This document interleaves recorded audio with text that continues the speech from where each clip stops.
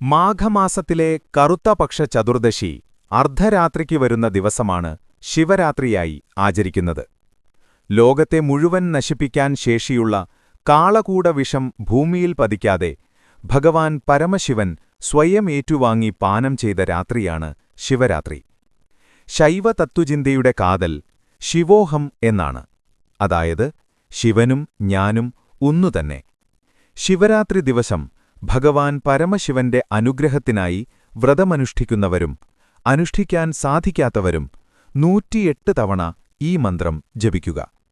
മന്ത്രം: മൃത്യുഞ്ജയായ രുദ്രായ നീലകണ്ഠായ ശംഭവേ അമൃതേശായ ശർവായ മഹാദേവായ തേ നമഃ.